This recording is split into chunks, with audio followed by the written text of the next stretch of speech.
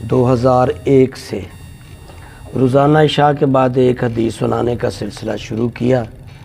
آج 2023 تک تقریباً 22 سالوں میں تمام کتابیں حدیثوں کی جو ہیں وہ آپ کو سنا دی ہیں، ایک ایک حدیث کر کے 22 سالوں میں یا 21 سالوں میں ایک ایک حدیث کر کے آپ نے سنی۔ لوگوں کو فائدہ بھی ہوا۔ ہمارے مولوی یوسف صاحب کو تو تقریباً بہترین حدیثیں یاد ہیں، اسی طرح غلام شبیر صاحب تقریباً بیان کر لیتے ہیں اچھا خاصا، ہاں جی، ساری حدیثیں تواتر سے، اور پورا باشرہ ہو گئے۔ ماسٹر الیاس صاحب اور ہمارے جو فرنٹ کے تقریباً یہ قاری صاحب بھی دور سے آتے ہیں۔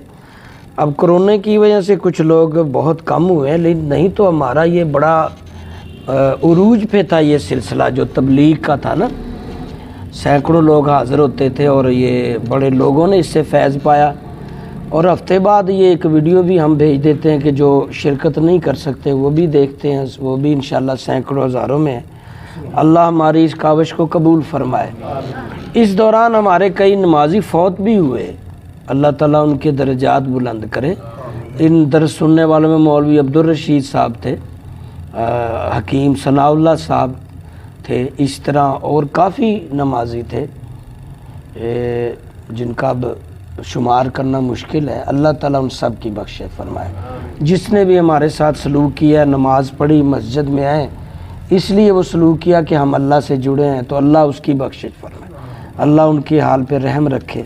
اب یہ سلسلہ دوبارہ ہم شروع کر رہے ہیں، پھر سے سلسلہ دوبارہ تمام حدیثیں جو سنانے کے بعد ایک راؤنڈ مکمل ہوا، اور اس میں سیاستہ کے علاوہ بھی احادیث جو ہیں نا وہ بھی پڑھی ہم نے، کوئی حدیث چھوڑی نہیں، جتنی بھی حدیثوں کی کتابیں ہیں معروف وہ ساری سنائی، ایک ایک حدیث۔ دوبارہ سلسلہ شروع کر رہے ہیں تو یہ چیپٹر جو شروع ہوا ہے وہ شروع میں ایک حدیث لگی ہے، حضرت عمر رضی اللہ نے بیان کی۔ اللہ کے نبی صلی اللہ علیہ وسلم فرمایا، اسلام جو ہے 5 ستونوں پر بنایا گیا ہے۔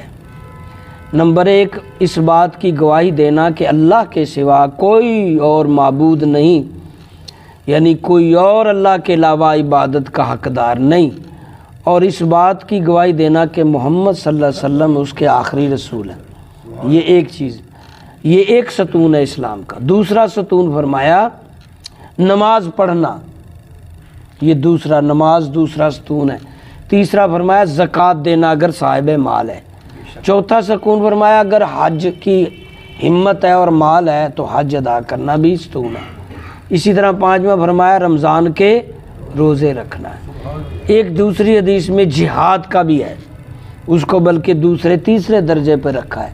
جہاد کرنا بھی ایمان کے ستونوں میں سے ایک ستون ہے جو ہم چھوڑے ہوئے ہیں، بلکہ یہ اکثر ہمارے یہ اللہ رسول کا خوف جب ختم ہو گیا تو وہ کہاں شہادت رہی؟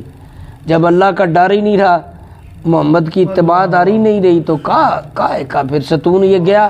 اور دوسرا نماز کی پابندی، ہم چند لوگ ہی ہیں، بہت چند مسلمان ہیں، 100 میں سے 2-3%۔ یہ اپنے ستون کا خیال کریں، یہ دوسرا ستون بھی گیا۔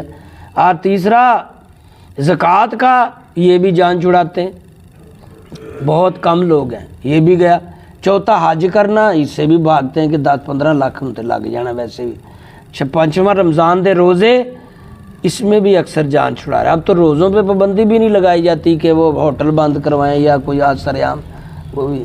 جہاد تو ویسے ہی میرا خیال ہے 99 میں ہی لوگ اکٹھے ہو کے 2000 میں ہی شروع ہو گئے تھے، سعودی عرب کے بھی علماء اور یہ سارے ملا کے مشرف صاحب آ گئے تھے، جی جہاد تو جائز ہی نہیں ہے، وہ ویسے ہی اب ختم ہو گیا پوری دنیا سے، جس کی پاداش میں 2000 کے بعد آپ نے دیکھا کہ کوئی مسلمان ملک آزاد، جہاد ختم کرنے کی یہ سزا ہے۔ اس وقت کوئی مسلمان ملک، کوئی مسلمان حاکم غلامی کے سوا ان کا کوئی چارہ نہیں، وہ غلام ہے اور وہ آزاد نہیں ہے، کیونکہ جہاد ہم نے چھوڑ دیا۔